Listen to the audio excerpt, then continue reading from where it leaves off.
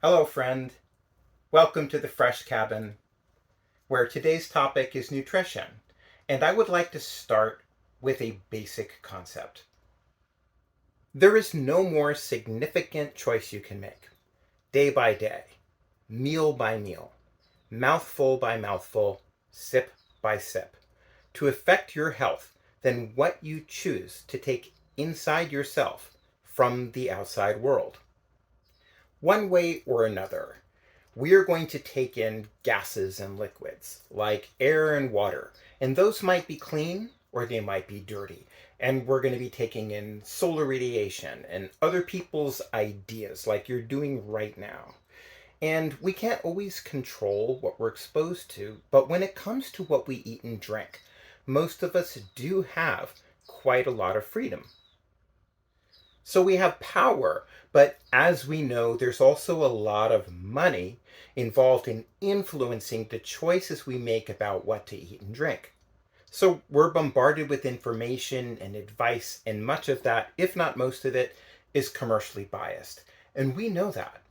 But we receive so much information that I think many of us just suppose we've heard enough and it's just time to act. I'm a personal trainer, and in my experience, this is one of the reasons that people want to talk to a trainer. And as a trainer, it would be really easy for me to say, hey, the nutritional part of getting in, staying in shape is just about willpower, or eating more fruits and vegetables, or getting enough protein, or replacing junk food with protein shakes, or clean eating, or having some sort of strategy, or following a couple of tips a week. And I'm not going to say those are bad ideas, but nutrition is a science.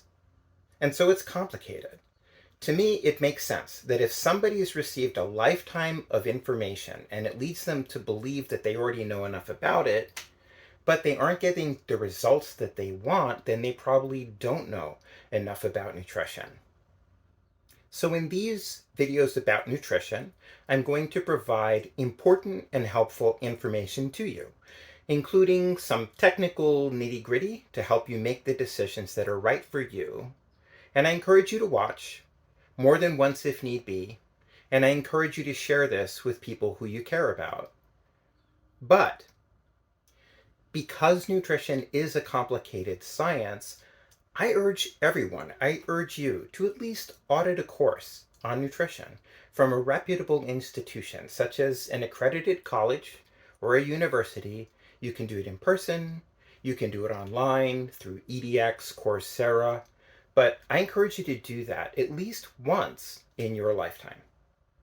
And I don't care if you take it for a grade, I don't care if you take it for credit, but I do recommend taking a formal course in nutrition and not just reading a book, for example, so that you can be exposed to information and ideas from lots of different sources that they're going to put into that course, as opposed to just one author or just me, which you can benefit from for the rest of your life. That said, though, I think most of what I'm going to tell you about here is going to be more interesting, at least initially, and more helpful to you than what you're going to receive in that eventual course on nutrition. Because, among other things, if you started with a course on nutrition, your eyes would probably quickly glaze over. And so I do think your course on nutrition, hopefully you take one, will be more valuable to you if you hear what I've got to say first. A course on nutrition, for example, probably isn't going to address the sorts of popular ideas that I hear often that have the power to really derail someone's effort to be healthy, and even to encourage other people, such as in their own families, to derail their own efforts to improve their nutrition. And here's one such common statement that I'm sure you've heard many times. Well, everything's okay in moderation. Many people inject this statement into my conversations with them about nutrition automatically. I suppose partly because they've heard it so many times before, and I think also to try to place some contours around the advice that I'm giving them. But let me give you a few examples of why I reject this idea that everything is okay in moderation. Head on collisions in moderation. taking cyanide pills in moderation, thermonuclear bomb blasts in moderation.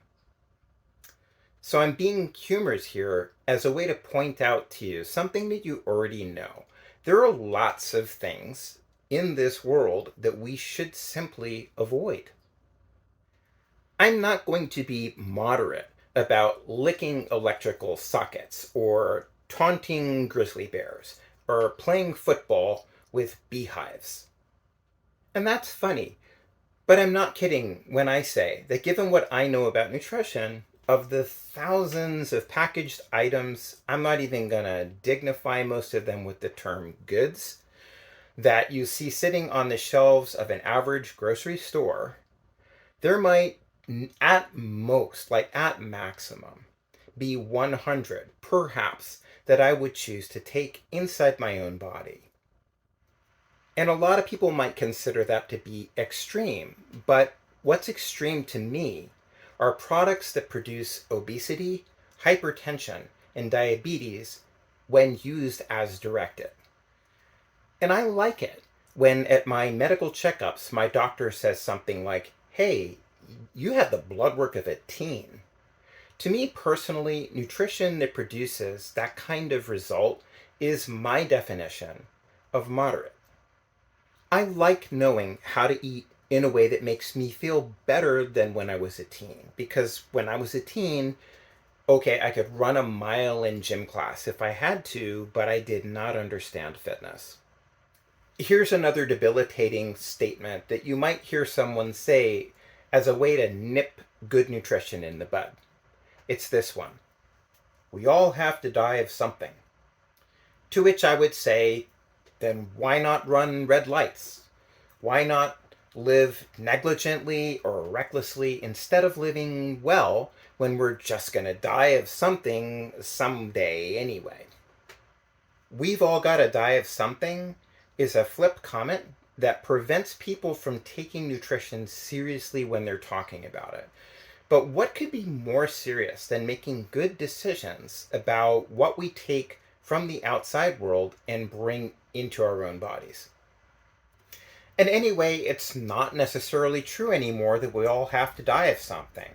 You're probably aware that Ray Kurzweil, director of engineering at Google, is confident that by the mid-2030s, medical technology is going to have advanced to the point where we achieve longevity escape velocity. The idea of longevity escape velocity is that for every year that passes, science is going to extend life expectancy by more than a year at some point, which would lead to this really significant extension of the human lifespan, amounting to practical immortality. Whatever you might think about that, be that as it may, people who do take care of their health have, at very least, a much greater chance today than ever before in history of living to an advanced age. So, I would argue, why make poor decisions about nutrition on the basis that death is going to come someday if you could have to live with those decisions for over 100 years? And this leads me to another point that's very important that I don't think you're likely to get in the formal nutrition course that I do want you to take, which is that I propose you consider your body your exclusive domain. People who want to derail the decisions that you make to be healthy at the grocery store, the dinner table, the restaurant, with a comment like, everything's okay in moderation, or we all have to die of something, and others, or who reflexively start cracking some derisive joke as soon as they hear that you're trying to get in shape for whatever reason they don't want to take you seriously, those people do not get to decide what you take inside yourself from the outside world. They have their own bodies. They can make their decisions about themselves, but they can't make it about you. Food advertisers, waiters in restaurants, food writers, people that you're watching Sunday football with, people at holiday parties, birthday parties, barbecues, baby showers, associates at business conferences, business meals. those people don't get to make the decisions for you because what's inside of you is your exclusive domain. You love, respect, appreciate, and value many wonderful people in your life, but none of them has any right to access your veins, your arteries, your heart, your liver, your kidneys, your breasts, or your brain with ultra processed foods, saturated fat, refined sugar, refined flour, too much salt, too much oil, if your goal is to be healthy. You have the power to make those decisions, and it's your right. If you plan to eat better and exercise, then just the same as you've got to get to the gym and take your workouts seriously, make them count, work hard. It's going to be safe and appropriate for you, but you're going to work hard. Just the same way, you've got to stick with your nutritional goals. In the face of people manipulating you to quit, or to do it a different way, or to do something else, or to forget about it just this one time. You know, those people probably are not going to be there with you when you're looking in the mirror. Some of them very well may comment about how you look, though, or think about it. If you succumb to what most other people try to get you to do in the society that we're living in today, you know you can pretty much forget about a healthy waistline.